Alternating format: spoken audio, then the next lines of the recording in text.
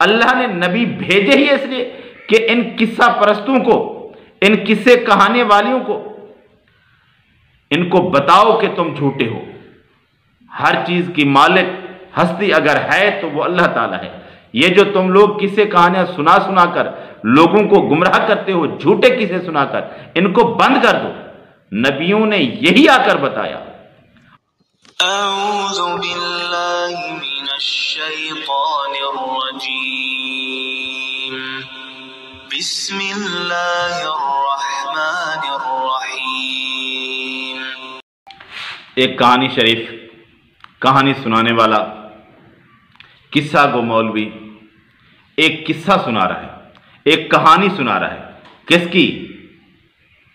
ایک مظلوم ہستی دنیا کے سارے جھوٹ اٹھا کر اس کے پیچھے لگا دیا۔ اللہ بہتر جانتا ہے وہ کیسا شخص تھا، لیکن اس کے بارے میں یہی کہا جاتا ہے کہ وہ ایک مسلمانوں کا اچھا شخص تھا۔ مشہوری ہے کہ نیک صالح بندہ تھا اور لوگ اسے اچھا ہی سمجھتے ہیں، لیکن اس کی طرف منسوب باتیں ایسی ہیں کہ خدا کی پناہ، سارے جھوٹ اس کی طرف منسوب۔ یا پہلے علی رضی اللہ تعالی عنہ کی ذات ہے جس کی طرف بہت جھوٹ منسوب کیے گئے ہیں، یا پھر بعد کے لوگوں میں یہی ایک ہستی ہے، دنیا جہاں کے جھوٹ اٹھا کر اس کے پیچھے لگا دیے گئے۔ میں بات کر رہا ہوں عبد القادر جیلانی کی۔ اللہ تبارک و تعالیٰ نے اس شخص کو زمین پر بھیجا، جیسے بھی اعمال تھے اس کے، ان کے مطابق اس کو اس کا اجر ملے گا۔ لیکن مسلمان کہلوانے والے لوگوں نے اس کی طرف بہت سارے جھوٹ منسوب کر دیے ہیں۔ ان میں سے ایک یہ قصہ گو شخص بیان کر رہا ہے کہ بچپن کے اندر اس کی ایک کہانی ہوئی اور اس کی پالنے والی ایک عورت، اس کی خادمہ، اس کے پاس جب اس کی زیادہ عمر میں آئی تو اس نے اس سے پوچھا کہ بچپن میں آپ ایک دن آنکھ مچولی کھیل رہے تھے بچوں کے ساتھ اور ہر کسی کو آپ پکڑ لیتے تھے، جب آپ کی باری آئی تو آپ گم ہو گئے، کسی کو نہیں ملے۔ اس وقت میں کام میں مشغول ہو گئی، پوچھ نہیں سکی۔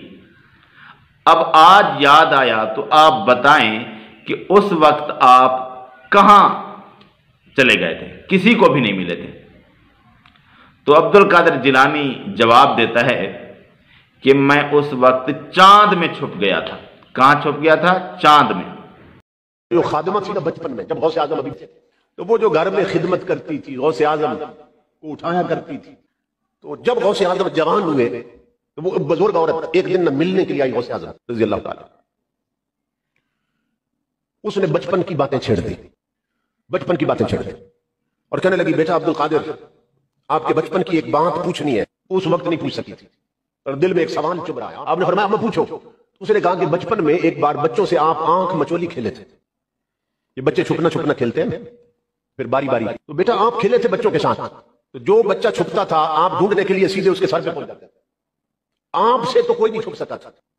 وہ بچپن کی بات پوچھ رہی، کہنے لگی بیٹا عبد القادر پھر آپ نے کہا تھا ساتھیوں کہ چھپتا ہوں مجھے ڈھونڈنا، تو بیٹا عبد القادر آپ کہیں چھپنے نہیں گئے، آپ نے صرف حضور کا نام لیا تھا، درود پڑھا تھا اور آپ غائب ہو گئے تھے اور ہم ڈھونڈ ڈھونڈ کے تھک گئے تھے، آپ نہیں ملے تھے، پھر اچانک آ گئے تو میں مصروف ہو گئی، میں پوچھ نہ سکی۔ بتاؤ بچپن میں کہاں چھپ گئے تھے؟ میرے آقا کے غلام غوث اعظم ہنس پڑے، فرمایا ماں اللہ کی عزت کی قسم میں چاند میں چھپ گیا تھا۔ امریکہ کی طرف دیکھنے والوں کہ امریکہ پر چاند نے پہلے قدم رکھا، امریکہ پر چاند نے پہلے قدم رکھا۔ تو اپنی تاریخ نہیں پڑھتا نادان، پیچھے مڑ کے دیکھ، تیری قوم کی ماں نے ایسے ایسے بچے جنے ہیں جو چاند پر آنکھ مچولی کھیلتے رہے۔ کہتا ہے کہ تاریخ پڑھو اپنی مسلمانوں۔ عبد القادر جیلانی اس وقت چاند میں چھپ جاتا تھا آنکھ مچولی کھیلتے ہوئے بچپن میں۔ امریکہ تو ابھی پہنچا ہے۔ اس طرح کے لطیفے، اس طرح کی قصے کہانیاں اگر تم لوگ اسلام کے نام پر بیان کرو گے تو کیا اسلام کی نیک نامی ہوگی یا بدنامی ہوگی؟ یہی قصے کہانیاں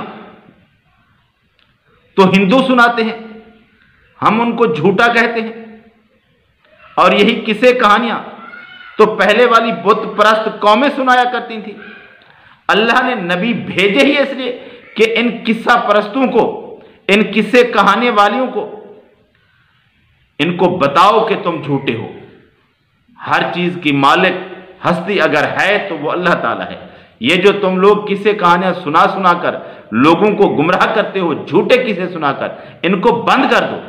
نبیوں نے یہی آ کر بتایا، اور تم پھر نبیوں کا دین مان کر، نبی محمد صلی اللہ علیہ وآلہ وسلم کے دین کا نام لے کر پھر وہی جھوٹے قصے سناتے ہو۔